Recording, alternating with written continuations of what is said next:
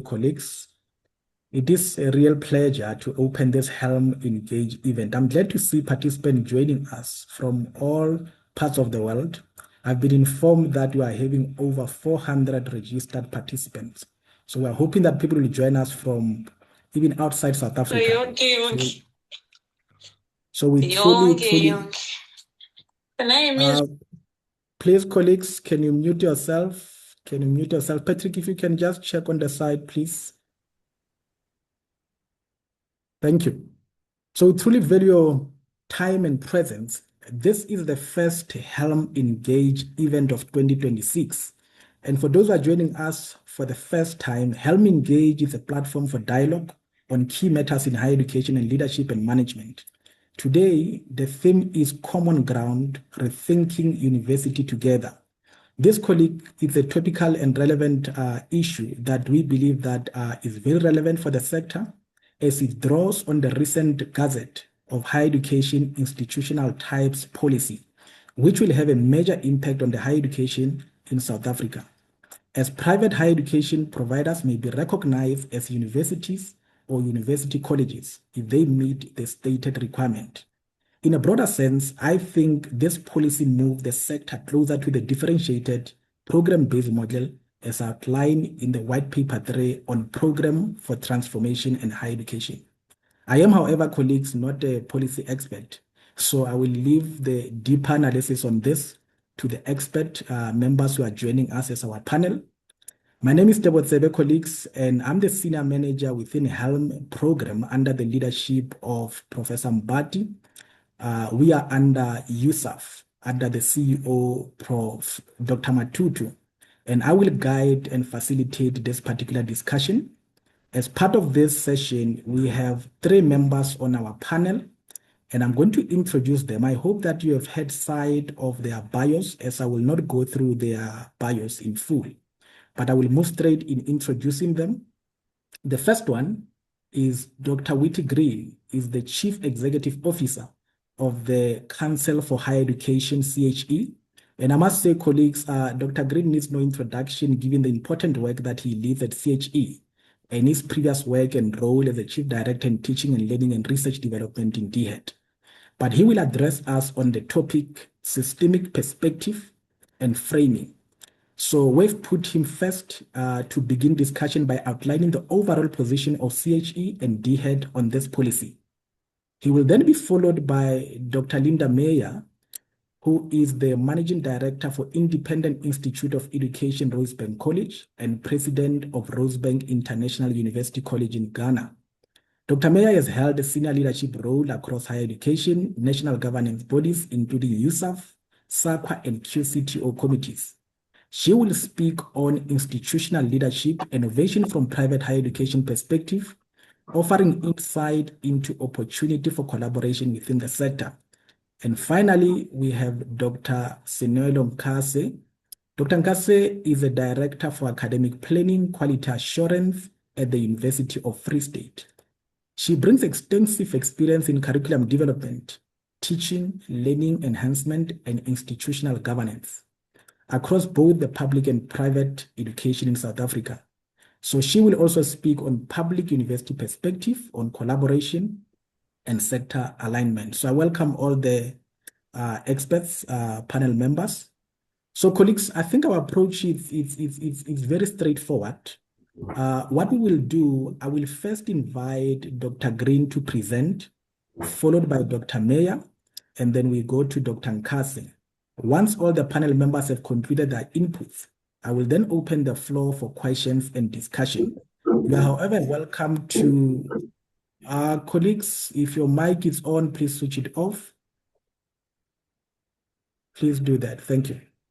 You are, however, welcome to post your questions in the chat as each speaker is presenting, especially if your question is directed to the specific panel member.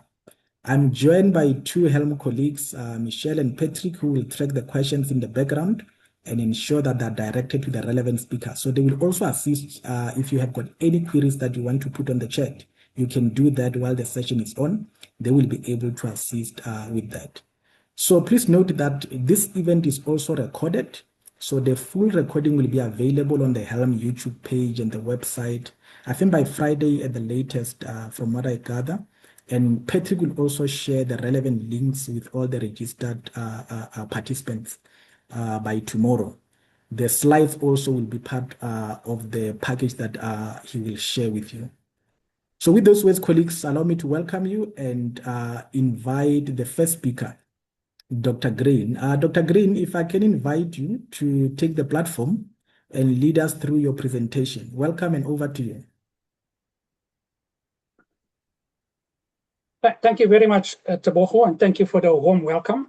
I'm just going to try to share my screen quickly.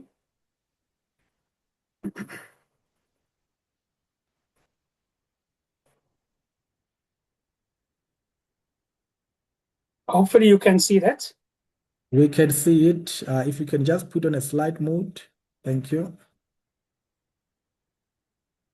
Perfect. Over to you. Okay. Good afternoon, colleagues. Very good to be here and looking forward to the engagement in the session today. Thank you also to Youssef for the invite for me to participate. So my brief was to kind of try to place the policy in context and to frame how we've got to be where we are in terms of this policy. And then I'll also just end the presentation by some reflections on the policy itself, including some of the issues that I think we need to think about as we move towards implementation of this policy. So my title is basically Reflections on the Policy in the Context of Size and Shape Developments in South African Higher Education. Particularly because I think this policy is fundamentally about continuing the evolution of the size and shape developments in our country. So I want to start off with just thinking about the landscape pre-democracy as a basis for our evolving developments and our evolving understanding. And colleagues will recall that pre-democracy, apartheid governed how we engaged, how we acted, how we interacted, and higher education was also part of this. And so we had a very fragmented, segregated higher education system that included a number of kinds of institutions, but also that these institutions were set up structurally to accommodate or cater for different race groups in the country. And in doing that, they were located in particular areas of the country where a development for particular race groups was envisaged to take place, and even the programs that they were able to offer were very much shaped by the aspirations of an apartheid government for the development of particular groups. And so we had universities, technikons, and colleges, about 21 public universities, 15 technikons, and quite a huge number of colleges, including a very high number of colleges of education that catered for teacher education. So about 120 colleges of education across the country, catering for particular groups. And so you'll find then, an analysis could show that key concerns around efficiencies, effectiveness, sustainability were overshadowed by segregation and the need to keep different groups separate in terms of the access to higher education, what can be accessed and where it can be accessed. After the apartheid dispensation was overcome and we had the introduction of democracy in the country in 1994, one of the first developments was the White Paper 3, following on a whole range of thinking and consultation work, a program for transformation of higher education in the country. And this was quite a groundbreaking policy piece of legislation that sought to kind of create the vision for what a democratic higher education system in South Africa would look like. Particularly a unitary system that catered equally for all South Africans, regardless of race, gender, social status, and so on. An intention to remove spatial and geographic barriers to access. And one of the things that the white paper honed in was size and shape of the system to be kind of led by an approach to program-based higher education. So differentiation in terms of higher education on the basis of programs within a single national coordinated system that was also diverse in organizational form and institutional landscape. The CHE was asked to provide advice on the actual shape and size of the system that was envisaged following the publication of the white paper. And the CHE provided advice in 2000 that pointed to what the higher education system structure could look like and what we could be working towards. And the CHE's advice was particularly to establish what it called bedrock institutions that provided quality undergraduate programs, limited postgraduate programs up to taught master's level, research related to curriculum, and a big focus on learning and teaching with a view to application. And I'm sure if you've read the new policy, you will see how this has come through in the notion of higher education colleges. The CHE also proposed institutions that had a mandate to provide quality undergraduate programs, comprehensive postgraduate taught and research programs up to doctoral level, extensive research capabilities across a broad range of areas. And again, I'm sure you're seeing how this is playing out in the notion of what we see as universities in the new policy. And then institutions with quality undergraduate programs, extensive postgraduate and research and taught programs up to master's level, selective postgraduate taught and research programs up to doctoral level, select areas of research. And I'm sure, again, you can see how we're thinking about this in the context of university colleges. A distance education to be established, sole distance education, orientation and focus suited to distance education. And then for the first time in the country, the proposal that private higher education institutions be permitted to be established in the country. So quite a lot of this was taken forward in further developments, but not fully, as you'll see. And so the National Plan for Higher Education followed, if we look at the historical trajectory, and this was in 2001, and it spoke to access to higher education, but not just access, equity of access. It spoke to a higher education system that needed to be diverse in its organizational form and the institutional landscape. And it honed in on the notion of mission and program differentiation as the way in which this diversity would be expressed in the higher education system, to build high-level research capacity and to build new institutional and organizational forms and identities through regional collaboration between institutions. So you can see also right at the outset of higher education development in democracy, this notion of collaboration between institutions, also right at the foundation. So essentially the 2001 National Plan sought to take forward a differentiated higher education system based on mission and program differentiation. What it didn't take on from the CHE's advice was the notion of structural differentiation, that we'd actually have different kinds of higher education institutions. So the notion of structural differentiation kind of was not taken forward. So what we saw then emerging post 2004, and as the national plan started to be implemented, and colleagues that are long in the system will remember the higher education rationalization process, the mergers, and so on. And so what we saw was a decrease in the number of institutions, universities, from 36 to 23 initially, and then this later rose to 26 following the establishment of Salplaiki University, University of Mpumalanga, and Safajo Mahato University. We also saw the closure of the colleges of education or their incorporation into universities. Whilst the other colleges, the provincial other colleges remained under provincial oversight. The nursing colleges, the agricultural colleges, and the EMC colleges, emergency medical care colleges. And that remains the status quo up to today. The University of South Africa was established initially as the sole distance education institution, although later this became relaxed and more institutions were allowed to embark on distance education as the system developed. We saw the establishment of private higher education institutions, and we also saw this notion of some differentiation in universities in relation to traditional universities, comprehensive universities, and universities of technology.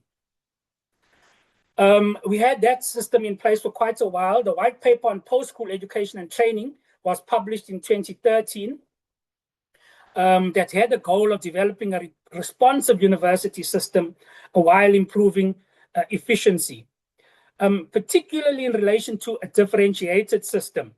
The white paper retained the notion of 3 categories of universities that were differentiated in terms of program and mission differentiation.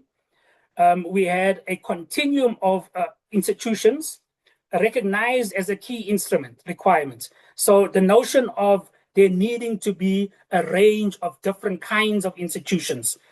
Already in the white paper on post-school education and training, we saw the continuation of that idea.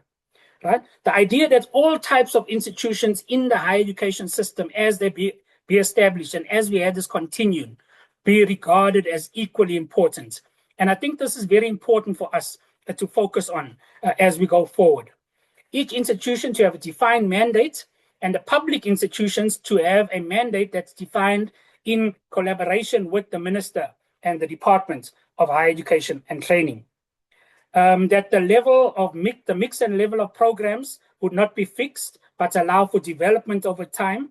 So this idea of not just a continuum, but a development continuum, so that institutions can start as something, but depending on goal, ambition, contribution to development, be allowed to develop into other kinds of institutions. And the notion then that all universities must engage in some level and type of research. But also that the university system was one part of a bigger system, the PSET system, and that interfacing with the other parts is vital, particularly the TVET system, and then also in relation to engagement with employers, stakeholder, labor.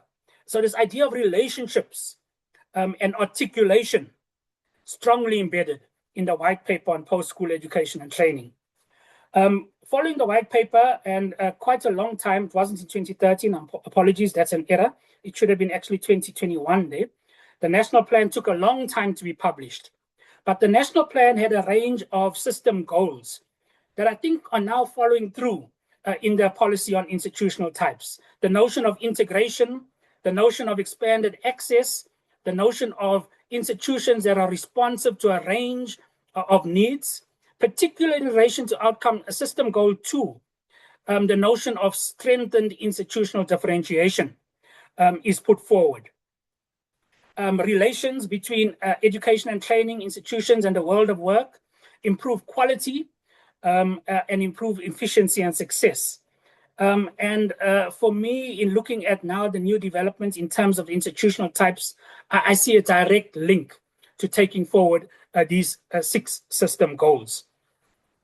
The Higher Education Act 2016 followed on the white paper and actually then made it possible for this continuum of differentiated institutions to be legally established. So the 2016 amendment of the white paper of the Higher Education Act established higher education, or made possible the establishment of higher education colleges, university colleges, and universities. And you can see there how the Higher Education Act describes these 3 types of institutions, much of that being carried forward into the institutional types policy, which now operationalizes what's become possible through the Higher Education Act. The Higher Education Act also indicated that criteria would be published that made it possible then to identify and establish exactly what a higher education college is and does, a university college and a university. And the new policy on institutional types unpacks the criteria for these three institutional types. So just a reflection on what we have today then, as the size and shape of the PSET sector more broadly. So the higher education system sits within a system of TVET colleges, community education and training colleges, other state-owned post-school education and training institutions, skills development providers, workplace providers, the SETAs, the National Skills Fund, regulatory and quality assurance bodies like the CHE, and professional bodies. So a complex, large, integrated, supposedly integrated PSET sector. But we still have this kind of separation in higher education. The notion of a unified higher education system has not yet played out. We still have universities and private higher education institutions, and very little collaboration, engagement, and interaction between universities. And in fact, some levels of resistance in some places to this kind of interaction and necessary collaboration as we go forward.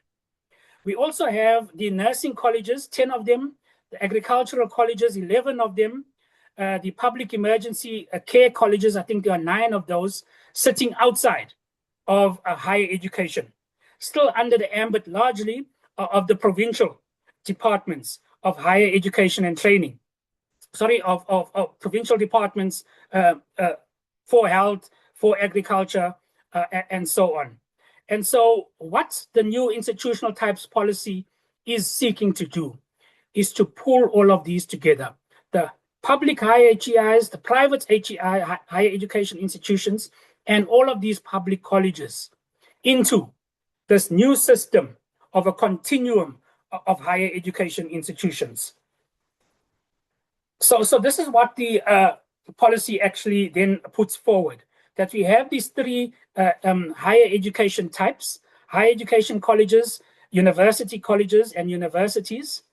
They differentiated on the basis of mission, of program, as well as structurally. So we have structural differentiation now as part of the evolution around our differentiation debate in South Africa. Higher education colleges specifically set up to focus on teaching and learning. In the understanding or the experience that to some extent we have had what we can call institutional amorphism or mission drift in higher education, with all institutions seemingly seeking to aspire to a particular notion of university, and research-led, research-intensive university, and to some extent, learning and teaching being underplayed in the context that has been emerging. And so, a direct structural attempt to hone in on the notion that we must be focused on learning and teaching, all of these institutions across the 3 institutional types, but certainly higher education colleges as their primary mandate. The differentiation is also about then the level of qualifications. So we have level differentiation here. So to which level on the NQF these different institutions can go up to. We also have program differentiation in terms of the types of programs that can be offered. We also have differentiation in terms of mission then.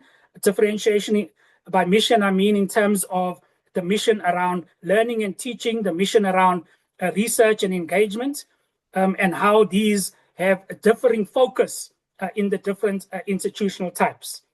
And then obviously the differentiation around research intensity and research foci around the 3 institutional types, with even higher education colleges being asked to have a focus on research, but very much research focused on learning, teaching, curriculum applied into their programs and practices. So you can see a lot of the ideas that were put forward in the CHE advice in 2001 picked up now in the institutional types policy of 2024. We also have another very interesting development in that higher education institutions can also offer qualifications on the occupational qualifications framework, the OQSF. And so one of the criteria is the extent to which that can take place. With higher education colleges must have at least up to 80% of their offerings higher education qualifications. And then this goes up to universities where 95% must be higher education qualification sub-framework qualifications. So there's another level of differentiation here, which also brings in an interesting dimension around quality assurance and the need for collaboration and integration around quality assurance between the CHE and the QCTO, as we now have institutions emerging that start to operate across sub-frameworks on the national qualifications framework. So just in conclusion then, colleagues, what we see is, I think, in this policy, a further attempt at creating this unified, differentiated higher education system. And the differentiation now is through structural differentiation, it's through mission differentiation, and it's also through program differentiation.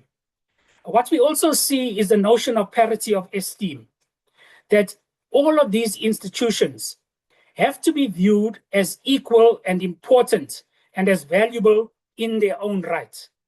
And that this idea of a hierarchy of institutions, we need to kind of work against. That we do need some institutions to be established as higher education colleges that have a particular focus on learning and teaching, and potentially have no aspirations to be anything else. We do need institutions to be universities that understand the mandate and vision of universities and the role that universities must play in society. We don't need all of our institutions that are in higher education aspiring to be universities. We need a differentiated higher education system. The notion of a developmental trajectory, having said that, the notion of a developmental trajectory is built in here. Countering one of the difficulties that was encountered in the establishment of the 3 new universities, where there was no option but to establish them as universities right from the start because of legislation not making anything else possible. So we could potentially, as a country now, establish a higher education college that will be supported to grow into a university college, that will be supported to grow into a university, or even to start at the university college level and develop into university. So a development trajectory for institutions, which I think is a much more viable approach than creating a situation where a new institution has to satisfy the criteria of a university right from scratch. The big idea around access is taken forward. If we create this diversity of institutions and create the potential of more institutions going forward, we create more access opportunities for South Africans. And every year at this time, we know the problems that we have with access. Importantly, articulation has to be a key consideration going forward.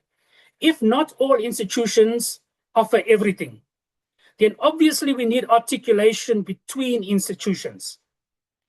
And this requires collaboration.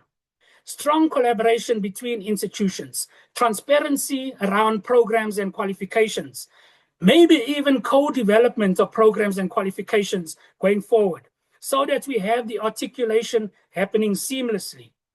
If we have in QCTO qualifications and higher education qualifications included in this idea of differentiation, how do we make sure that we have articulation from the QCTO qualifications into the higher education qualifications for those institutions, for those students that want to follow a higher education trajectory? And obviously, we don't want all the TVET students to see that as the route, because TVET must be valued, important in its own right. I think importantly, we have to take forward the issue of quality. And I think this policy attempts to respond to quality as well. Because if you have a clearly defined mission and your mandate is developed on the basis of that mission, and if your mandate is around teaching and learning, you have the opportunity now to have a big focus on quality teaching and learning, rather than kind of spreading the focus across a whole range of areas and weakening quality elements in ones that may be compromised in particular institutions. Thank you very much, colleagues.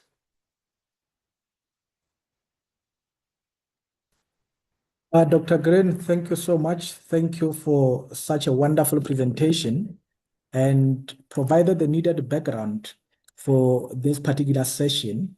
And I was happy to see that background that you provided in showing the link between the white paper 3 and this policy, that indeed this is an effort towards transformation in the sector.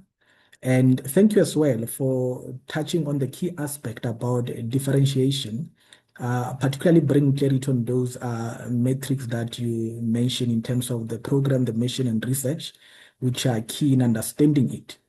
And I trust that we will engage later. Colleagues who just joined us, if you have got questions, please just shelve them or put them on the chat. We will attend to them later when all the presenters have finished presenting. Let me move to Dr. Meyer, colleagues, for the sake of time, then we can attend to the questions later. Dr. Meyer, can I invite you to share your presentation and take us through it? Over to you and welcome. Thank you. Thank you very much.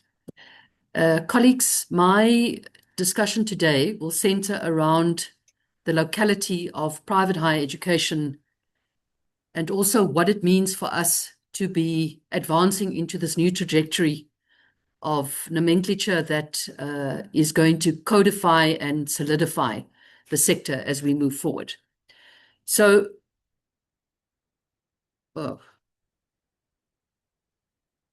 sorry, I'm just having a bit of a technical challenge here.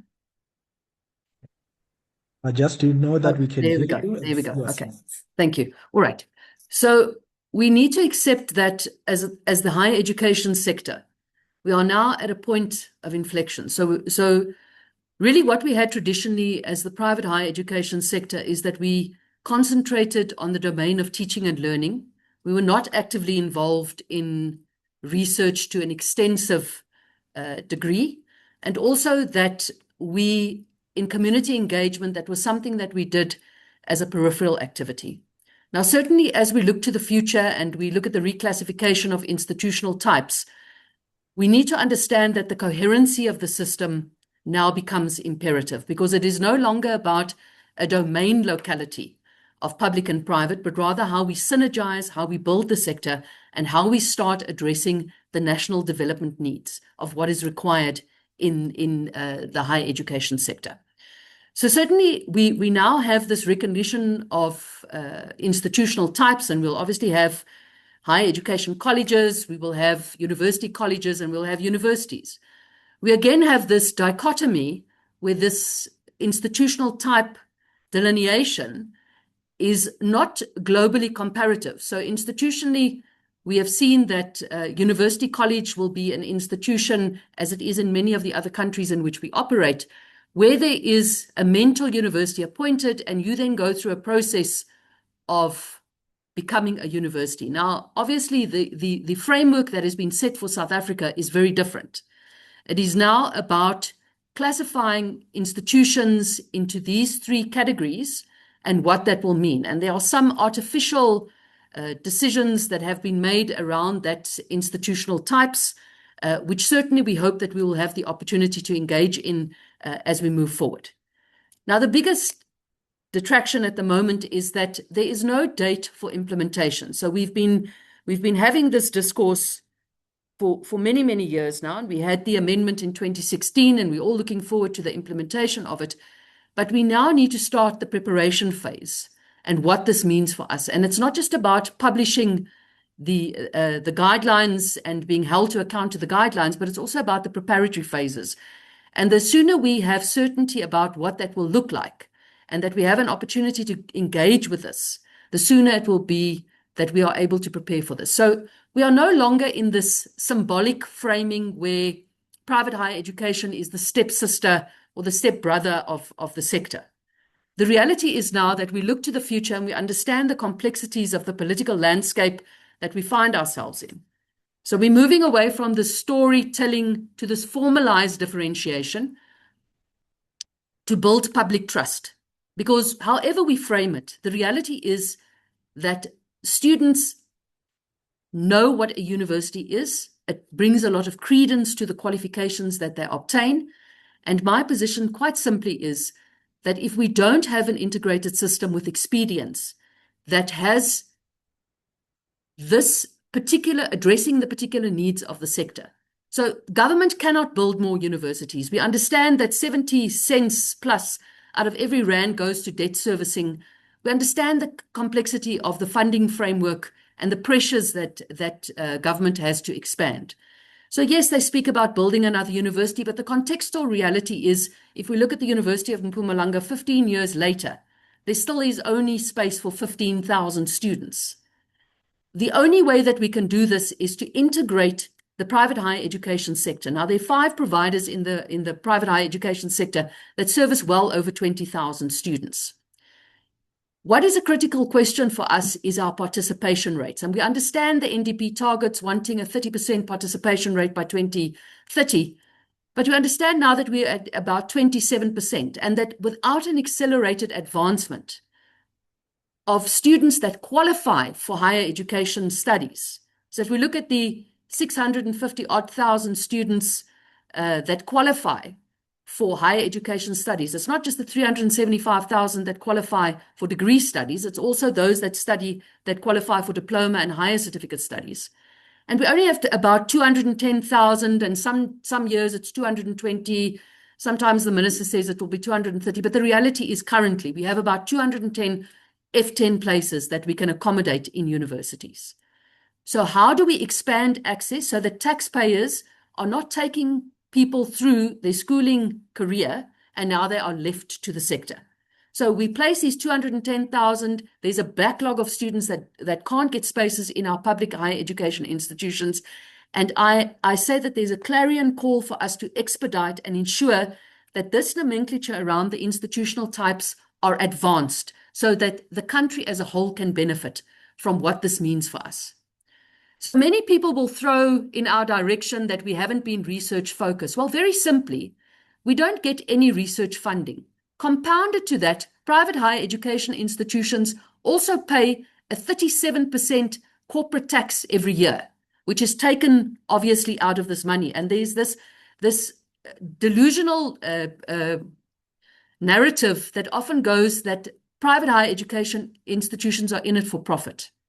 Now, I'm not saying there's those that aren't doing that, but if you look at the infrastructure investment that many of the privates are making, the investment in quality staffing, the investment in quality teaching and learning practices, and building out their own research agenda with no funding, it is important that we start, as Dr. Green says, looking at this coherent integrated system and sector where we see each other as complementary, and not one where we have this competitive narrative around that we pick up those students that simply can't find spaces.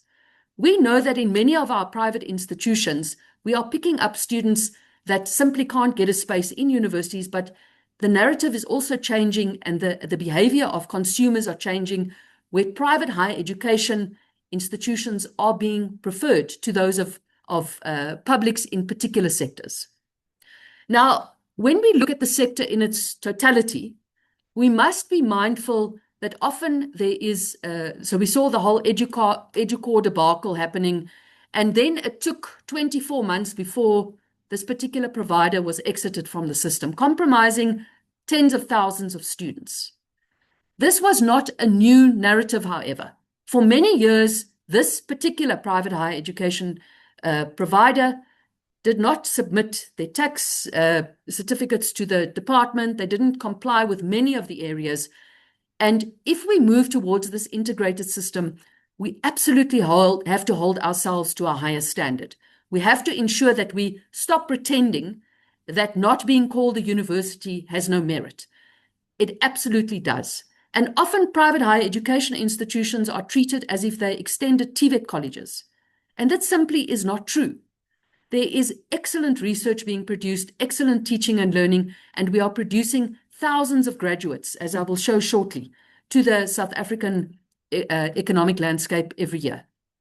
So we really need to start reflecting on our role as we now move and mature into these particular nomenclatures. Now, the University College in historic days was also referenced for where Black students had to study. It was seen as a lesser than. Now, in our current framing, it will be a trajectory, a pathway, and that needs to be clearly defined, and we need to understand what that means. And also, this will mean that public institutions will also start at any of those particular intervals when they enter the system. Now, this is a good thing because maturity brings with it credibility, brings with it, many of the benefits that is acquired through a credible system of operation. So we need to understand that PHEIs do play a critical role. And I do want to get to the numbers. I always put this in all of my presentations, just the updated numbers of where we are as a sector. Private higher education institutions are now structurally significant, and we no longer have to argue that there is a place for us. And it is very unhelpful that we are not seen as an integrated system. Our universities are certainly there to be knowledge hubs, but so are private higher education institutions. And as we evolve, and there might be niche institutions that have 2,000 or 3,000 students, it doesn't detract from the fact that they are building in their knowledge domains a very important framing. And as Brink writes, we need to understand that we are here for societal good, and we need to understand why we are here. What is our purpose? So there's many misnomers, but certainly a very important thing is that we need to start focusing on the global competitive environment versus the homegrown perceptual fears. Now, what that means is any student can take a credit card and study with any university in the world. That is our real competitors. Those are the people that it's very easy in those countries to get to be a university. And when I say very easy, I mean you've complied with all of the requirements. If I take Ghana, we would have been there less than a year, where we will now receive chartered status to be a full university in Ghana. In South Africa, notwithstanding my particular institution having over 40,000 students, that is still a distant reality. And we are comparatively very well versed to compete with any university in South Africa. Now, when we look at the growth of the private higher education sector, this is not something that we can be naive to. It's something that we must be alive to. If we look at the landscape currently, we can see how the landscape is evolving. Now, this is 2025 numbers, and we can see that the IIE, and the IIE will have over 70,000 students now in 2026, and the IIE is obviously splitting into Emirates and Rosebank International. But if we look at our institutions, UNISA obviously is by far the largest, representing over 30% of the market. TUT, the IIE will be overtaking collectively with Emirates and Rosebank College, TUT this year, to be the largest contact provider in South Africa. We then look at Stadio, and this is obviously 2025 numbers being the third largest, and obviously also focusing predominantly in the distance space, UP Northwest.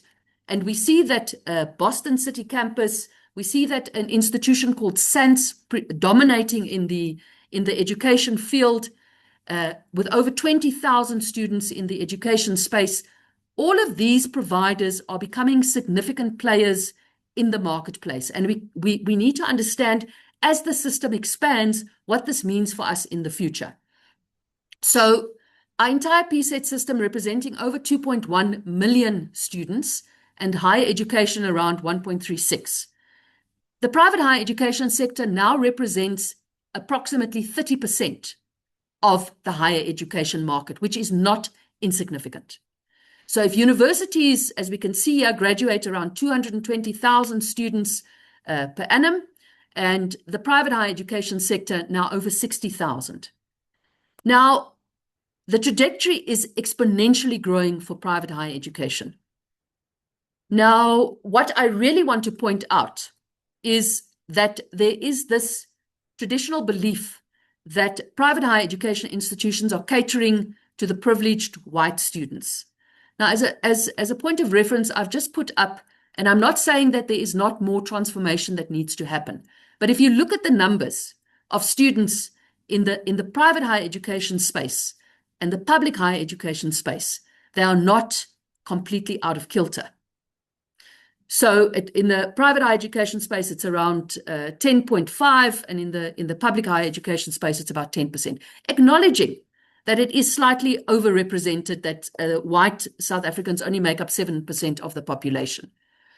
So importantly, there is a growing need across all people of South Africa to have widening access to the higher education domain. Now, we are growing exponentially. I've taken a 6% per annum. The reality is that it's closer to 8% if we look at the recent data. And we can see, I've just done this 4-scenario modeling. If we stay at 6.5%, the private higher education space will overtake the public higher education space by 2049. If we take scenario 2 at 8%, which is a lot more realistic, the time to cross over will be about 20 years, just under 20 years. If we grow at 10%, which is not inconceivable, given the escalating numbers of grade 12 graduates, it will take approximately 15 years. Now, there are private higher education institutions that are growing at over 30%. So this is not inconceivable. I do want to make the case that this is not a good scenario for us to play. We need to invest equally in public and private higher education institutions. Public institutions have a very important role to play around research, institutional memory, and also the way that our credibility in leading in higher education in Africa and globally, our position and our standing remains credible. So certainly we can't be naive to the fact of what this modeling looks like and the extensive space that private higher education institutions are now taking. The private higher education institutions, I cannot tell colleagues how many times I meet colleagues from public higher education institutions, and obviously it's a world that I am very familiar with and worked in, would ask me a very simple question. Are you accredited? Do you have the same requirements that we do in the public higher education sector? Now, colleagues, the private higher education sector has additional hoops to jump through. Not only do they have to register with the Department of Higher Education and Training and comply with all corporate governance requirements, which is a given for public institutions because of your statutes, but we certainly have to go through all CHE processes and all SAQA processes. And additionally to that, there is a burden of payment on the private higher education sector. This is a free service for the public higher education sector. Now, our money comes from tax, and private higher education institutions are paying this 37% tax, and notwithstanding that, we are growing exponentially. And I invite any public higher education colleague to come and look at our institutions and see what it is that we offer. We need to start dispelling this myth that we are separate and that we are not equal. We need to start working towards an integrated system that works towards what the benefit is for South Africa. Now, in terms of the challenges in our sector, and Dr. Green raised some of these, the limited articulation and credit transfer opportunities between public and private institutions. Now, I understand that with the enrollment plan, there are limitations, there are capped numbers, but we certainly can no longer be in a situation where the CHE accredits programs, where as providers, we have to be registered. Our qualifications are registered on the NQF, and we still have this arbitrary binary, and even between public institutions themselves, there is this artificial barriers that we place for each other, where we start looking at institutional benefit as opposed to sector benefit. And we need to move beyond this. And I'm very glad that the CHE and SAQA and the DHET and the minister is working towards this, that we have this integrated system. So we really need to reframe this relationship. We need to have much more co-badging and opportunities of academic rigor, building the knowledge project, building the academy, and streamlining regulatory processes. We cannot be waiting, and I must say the CHE has improved their processes significantly, but there are still other peripheral areas where we need to stop the duplication, we need to automate. We cannot be spending months and years of our life still cutting down trees, submitting documents, when we need to invest in innovation and technology. In this day and age, this is a priority. So we need to look at broadening access. We need to look at strengthening articulation pathways, and there needs to be greater coherence for us as a system. Now, our public and private contributions, we need to work more narrowly, and with USAF and SAPI, that certainly the professional body for private higher education institutions, that is happening. And we are looking at synergies across the sector to ensure that what we are here for, what we are good for, is articulated appropriately. I know my time is running out, so I'm just going to really focus on the differentiation without stratification. Dr. Green spoke about the mission, and we need to ensure that as a sector we don't have mission drift. We need to have strategic focus areas that collaboratively we work on to advance the sector. And we need to ensure that our regulatory framework is supported and that we have recognition of frameworks that are a lot more equitable. So we need to move beyond the coexistent debate. We no longer ask why private institutions should coexist. We ask, how can we benefit so that the country can benefit? How do we align? How do we reduce duplications? How do we create articulation pathways? How do we have complementary growth strategies for the good of the country? And how do we focus on shifting the legitimacy debates to a systems design that is coherent? So we need to look at these leadership complexities. We need to ensure that there's stewardship for public good. We need to understand that our public higher education institutions are under fiscal pressure significantly. And the minister has now reduced NSFAS's budget by a couple of billion, but we cannot have the situation in our public higher education institutions. And I believe in NSFAS. It is a wonderful system. It is the direct result that 5 million students that never would have had the advantage of attending a public institution or any institution now have degrees. And when we look at the youth unemployment rate at over 60%, second highest in the world, we lose to Burkina Faso, which is nothing to be proud of. But something to be proud of is that our graduate unemployment rate for those with degrees always vacillates between 10 and 12%. So the investment in higher education is a no-brainer. It's something that we have to focus on and something that we must do to drive the system. Higher education is not a conventional market. It is for public good. And the narrative that we are here for profit and not for students needs to change. Because the debate is not about institutional superiority, but about widening access and ensuring that we have this coherent system. So in closing, I really want us to focus on rethinking our institutional types from hierarchy to ecosystem, that we collaborate, synergize, work collaboratively to ensure that our system supports what it is that we need to deliver on. That we have access, scale, and social justice as the predominant areas that we focus on. Private higher education institutions often are opening campuses in geographically dispersed areas that are very underserved. And we need to acknowledge that and have a strategic reframing around this. Policy alignment is critical, but so is being critically honest about where we are. So in terms of our innovation and responsiveness, there's much that can be said to drive that. And we hope that we will work collaboratively around many areas, including micro-credentialing and digital delivery. So in closing, Chair, I know my time is up, but I really just want to ensure that we work towards a shared stewardship for what is good for the sector. Thank you. Thank you so much, Dr. Meyer. Thank you for such an insightful and thought-provoking presentation, as always. I've told you before we start that I always enjoy your presentation. And I think you challenge the perception of private sector as being viewed mainly for profit-driven approaches or agenda. And I think your presentation, what it does, it highlights the critical impact that the private institution in the higher education sector they are doing. And I think we are taking heed of the call for more complementary and collaborative approach rather than viewing ourselves as competing. So thank you for that.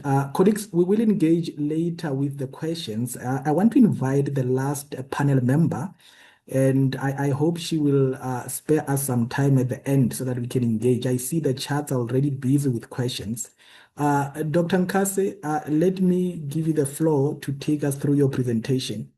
Welcome and over to you.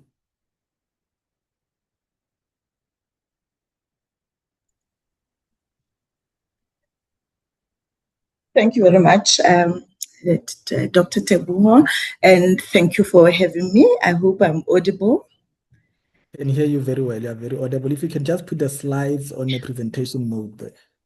Okay, I'll do that. Yes, I think I'm there, isn't it? Okay. So mine is to present a public university. Sorry, yes. Doc, I'm not seeing the slide. I don't know if it's on my side. Just check if it's on the slide mode.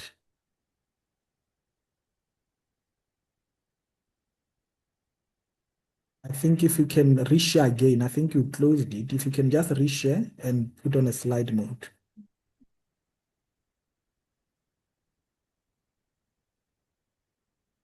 If a challenge, I can ask my colleague to share the slide. Okay, there it comes. Yes.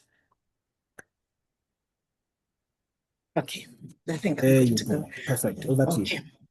Okay, so we are going to look at the university perspectives on collaboration on sectorial alignment. So we are in agreement that we should consider collaboration. And in this discussion, we are going to look at collaboration predominantly from academic planning and quality assurance perspective. So first, I thought we should start with the obvious. So collaboration is not even that difficult, considering that as public universities and private institutions of higher education, we have what the business we do, we have it common across the landscape. We conduct research, we conduct learning and teaching, we conduct engaged scholarship.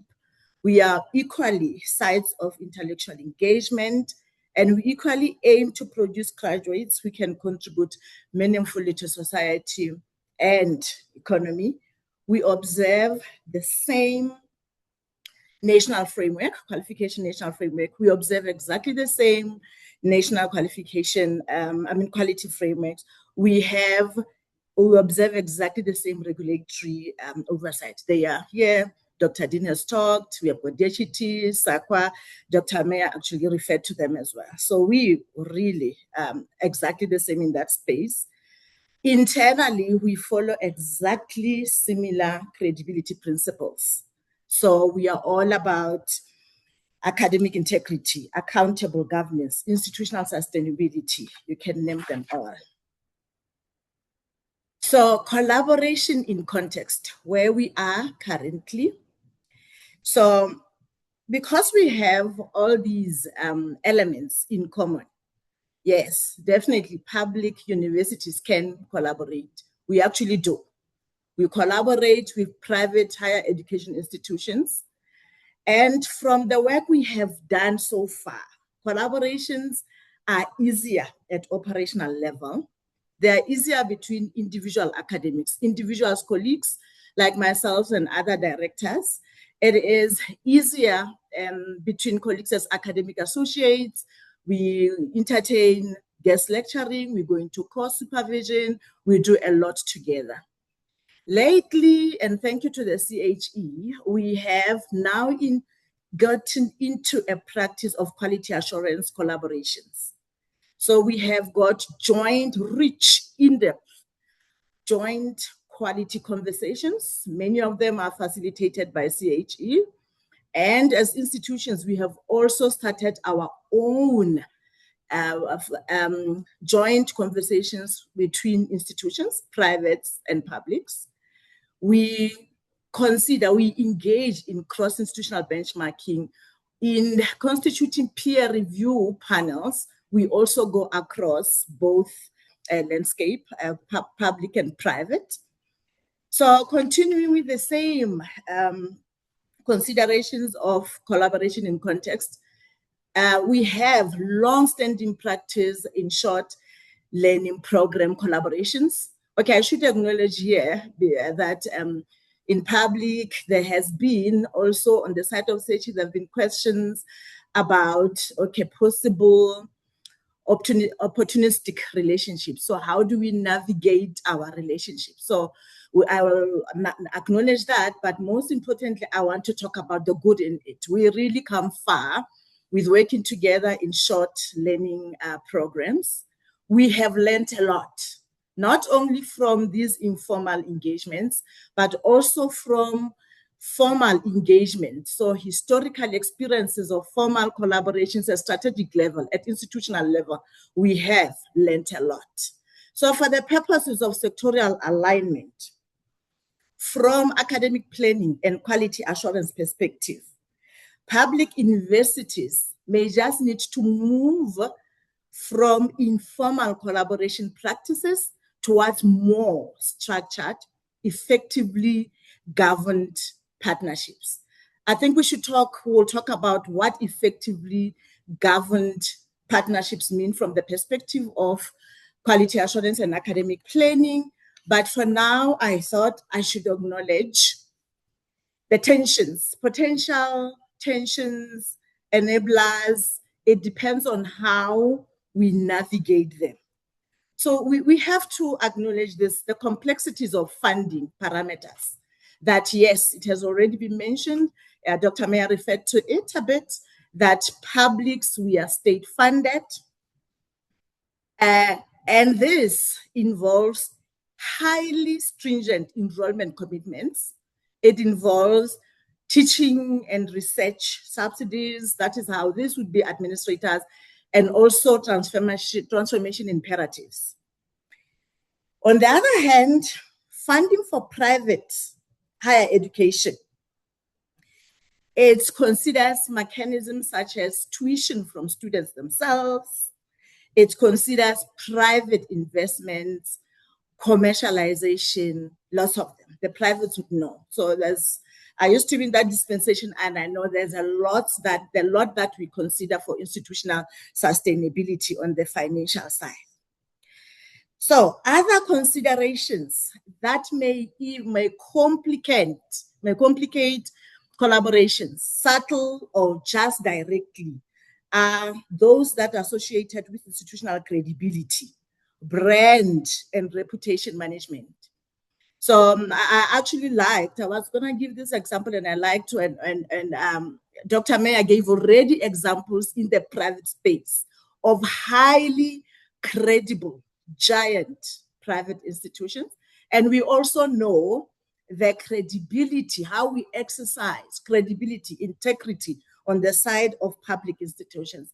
So managing the collaborations, we have to acknowledge, we have to navigate brand reputation. So it is important that we guarantee the qualifications are accredited for a reason. We manage them in a certain way for a reason. It's very important that as we navigate the collaborations, we consider equally guaranteeing integrity of the offering of the qualifications. So who exactly becomes a preferred partner is very important. And how do you support each other in becoming a preferred partner is even more important.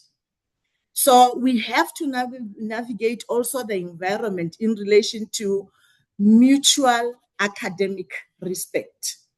So we used to have universities as this superior, and then others being subordinate. So we are moving beyond the superior versus the subordinate. All institutions are getting an opportunity to grow, to start little and then advance. So in the end, this is where we are navigating the environment in relation to equal partnerships. Additionally, we have to acknowledge, I saw the charts, we talked about it a little, we have to acknowledge that we are additionally navigating collaboration amid competition. It is what it is. We are all aware higher education is highly competitive. Even if it is the publics alone, it is highly competitive.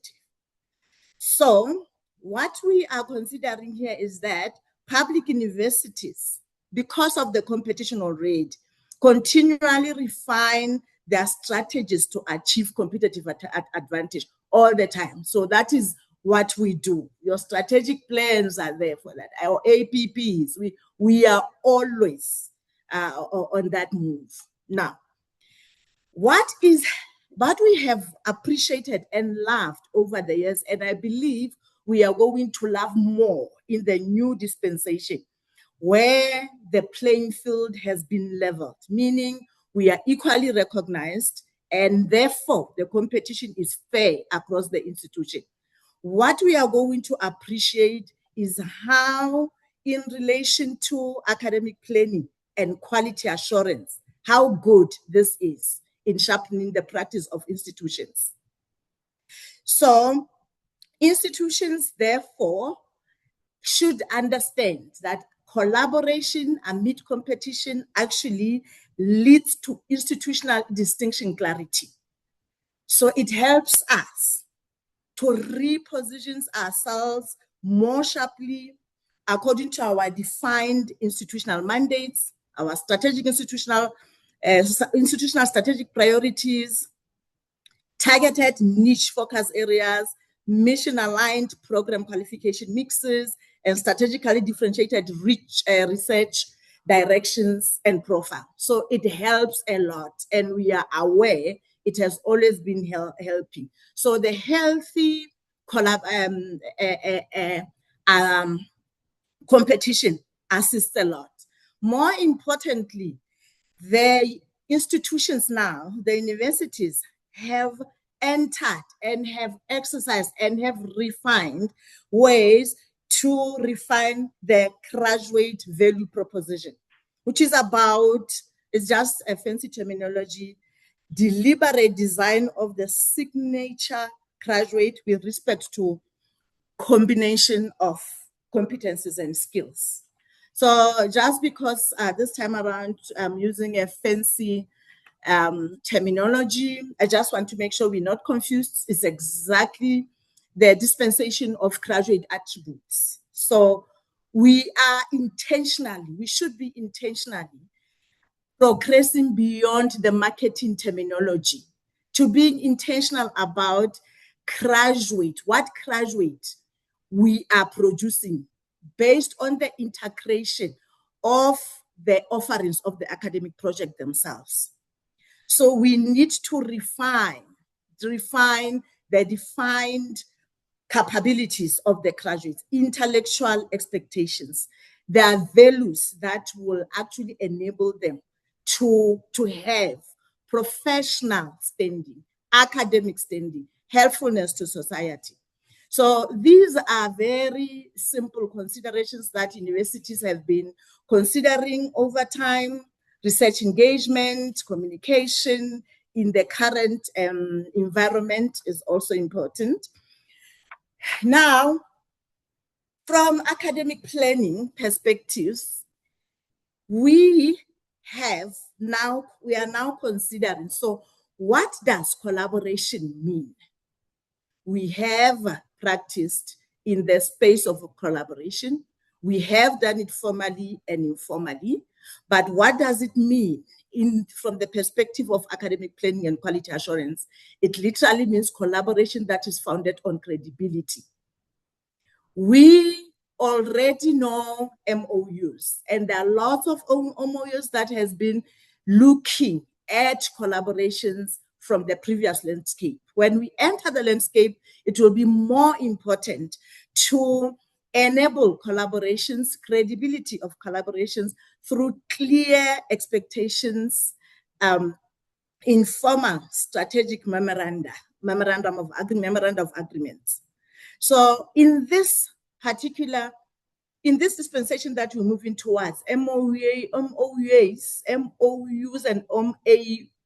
those ones, memoranda of agreements, will have to be institutional governance tools that are designed to ensure parity of academic standards and ensure rigorous quality assurance practice.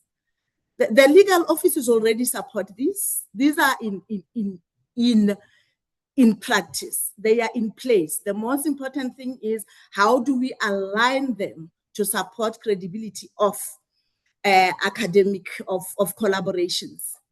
So first, the institutional types themselves, our strategic positioning, our differentiation, our mandate should be effectively protected by the MOAs to make sure that the strategic priorities of the universities are protected and that the mission drift is actually prevented. Further, we should be very precise in detailing the scope of collaborations. Is it about program development? Is it about articulation? Is it about shared supervision? Is it about research association? What is it? What defines? We should define our collaborations. Explicit navigation of accreditation parameters is highly important in protecting credibility, academic credibility. We need to consider relevant policies that come into play when you talk about credibility of partnerships. If we are talking about articulation, relevant policies, of course, will be institutional arrangements such as articulation, recognition of prior learning, and credit assessment transfer, for example. We have to consider within the context of collaboration, what does effective infrastructure, staffing, student support model arrangements mean? So that is also where we are going. So our MOUs further need to ensure academic governance integrity, accountability through appropriate quality monitoring mechanisms.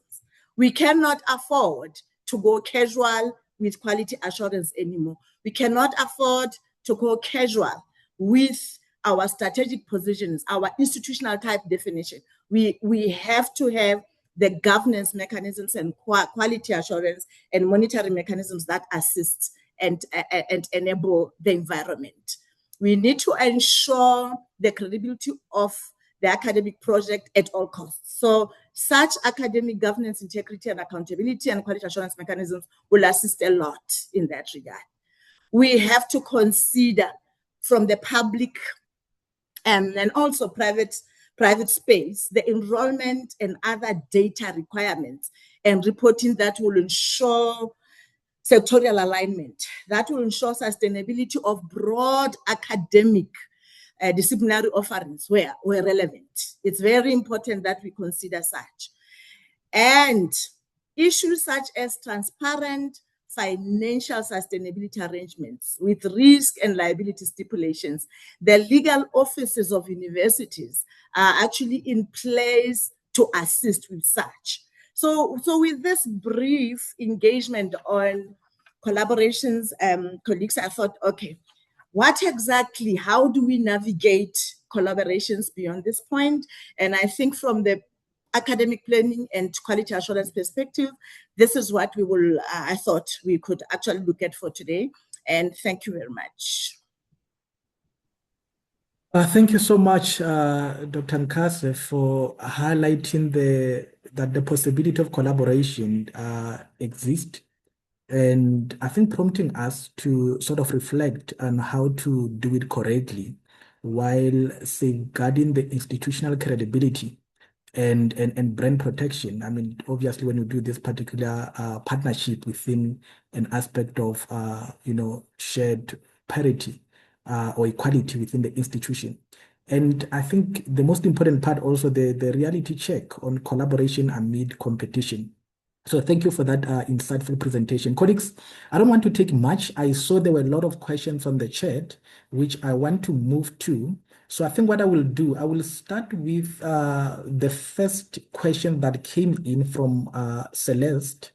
And I think this was directed to Dr. Green in particular, where Celeste asked about will our university college classification, since we concentrate on a niche market, even though we have postgraduate degree, Uh, Dr. Green, I think the question they're asking whether will the Belgium campus fall under University College, given that they are a niche market institution, but they also have postgraduate degree. I'm going to ask that you tackle that with the second question that came in earlier from Joshua, who said, will it be possible for the private institutions to be considered as specialized universities if they've got a deep focus across the levels of HEQSF, appropriate research and engagement, but with an intentionally narrow range of disciplines? I'm going to ask you that you take those two questions, but also to comment on any of the presentational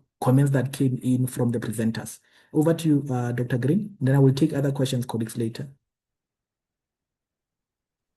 Thank you very much, Tebogo, and thanks, colleagues, for the questions. So I think for me, it's not what you fall under, but what you see yourself doing in the sector. So rather being forced to occupy a particular institutional type category, it's about the institution being clear about its vision, its mission, its mandate, what its contribution is, and in its application to the department, to be clear about that. Obviously, if you're not yet meeting the criteria of a particular kind of institution, difficult to make an argument to position yourself as that type of institution. In that case, it's going to have to be a developmental trajectory to get to where you want to be. But I think what this policy does is it provides the opportunity for self-definition, for you as an institution to define what your place and space is and to develop into that place and space. I do see the complication around the issue of specialization at the university level. The policy does make it quite clear that universities need to have offerings that are quite broad in scope, both in relation to field and discipline.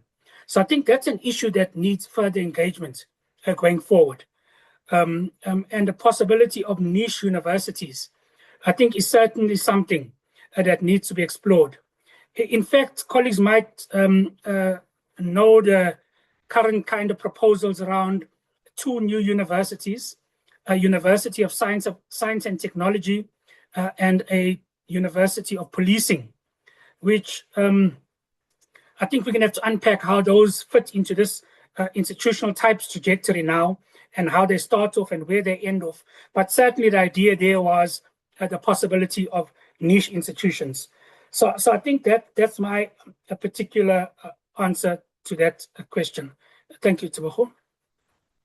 Thank you so much, Dr. Green. Dr. Mayor, there was a question that came in. I thought I would just pose it to you, and you can tackle it together with any of the comments from the presenters that you want to also respond to.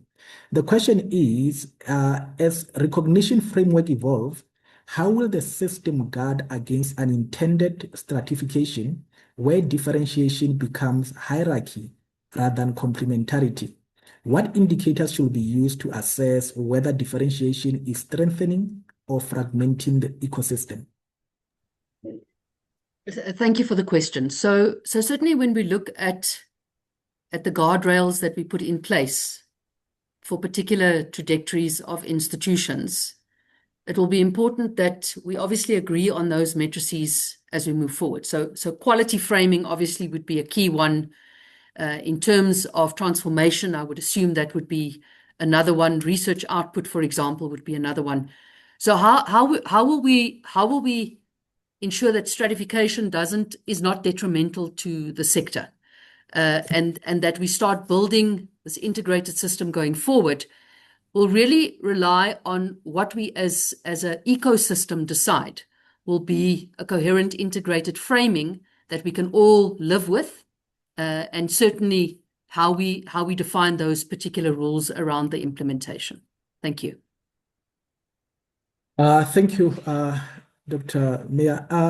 Vakel, I saw you had a lot of questions on the chat. Can I just take you over the mic that you just pose one of the questions? There are many, but just pose one that is pressing over the mic if you don't mind, and then we can get a response from the panel.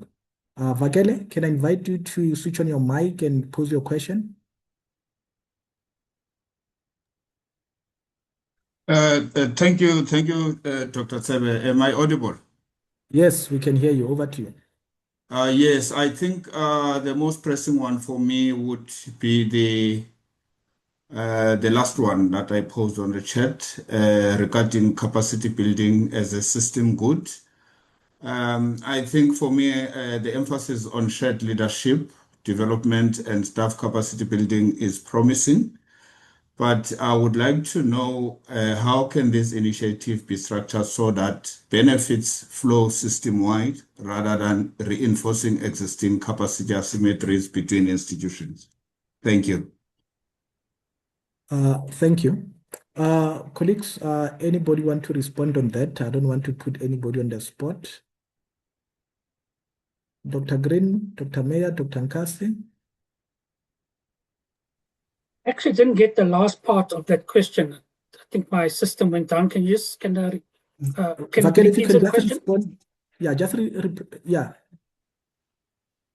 Just The repeat the question, question, Vakele. the question is on the shared leadership development and staff capacity building.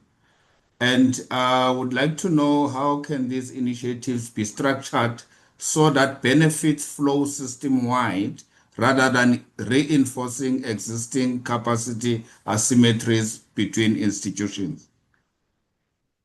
Oh, can I take that? Okay. Yeah. Yeah. Thanks, Teho.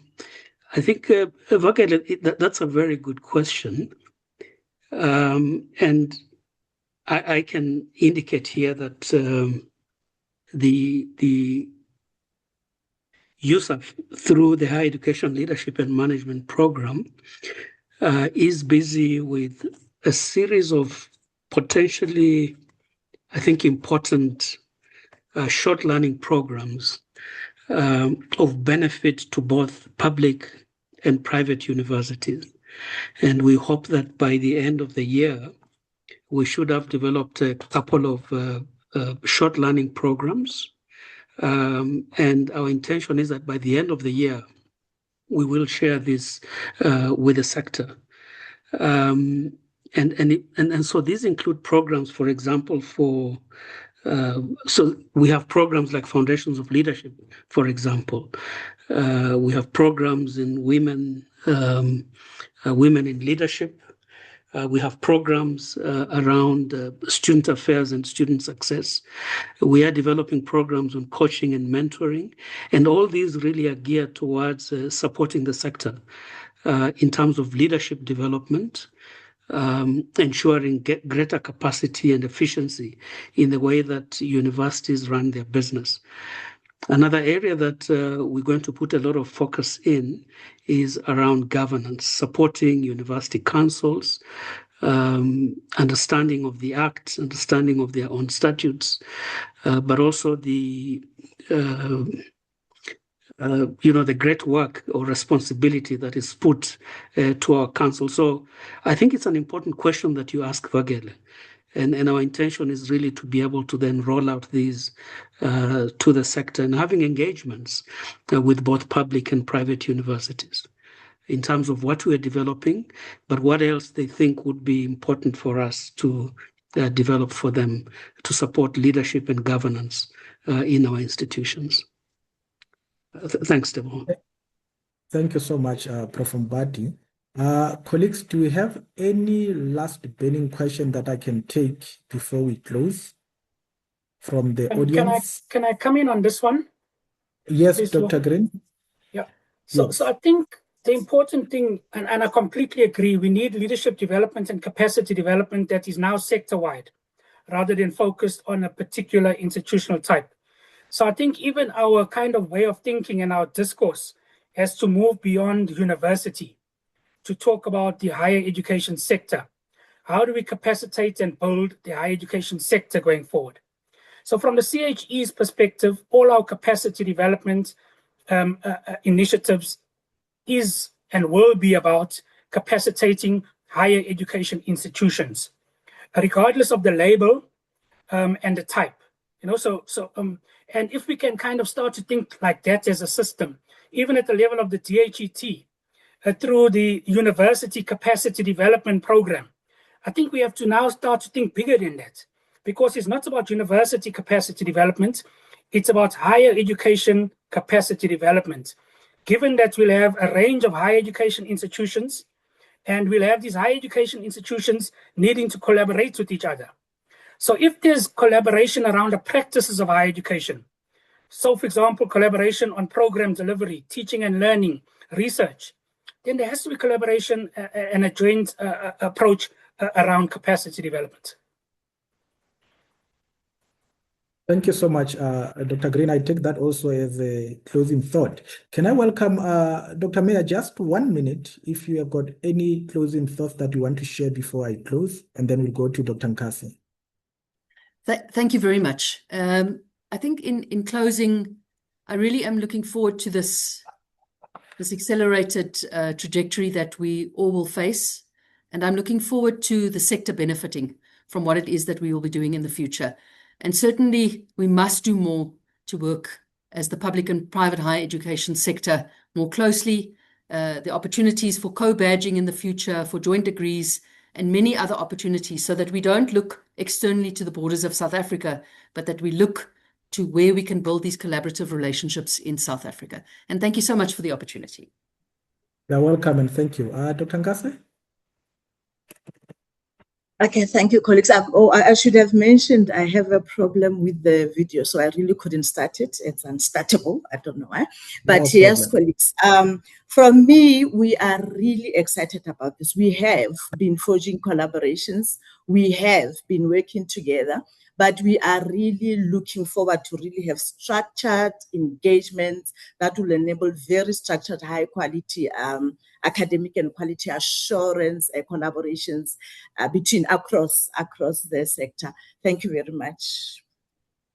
Thank you so much, Dr. Nkasi, and thank you, colleagues. And before I close, may I kindly ask that you complete the short evaluation that will be popped in the chat. Your feedback is very important to us, as it will help us improve the future Helm engagement. So allow me, colleagues, to really, really sincerely thank our panel, Dr. Green, Dr. Mayer, and Dr. Nkasi. I think your thoughtful and valuable contribution is highly appreciated. We appreciate the time as well and the expertise that you have shared with us.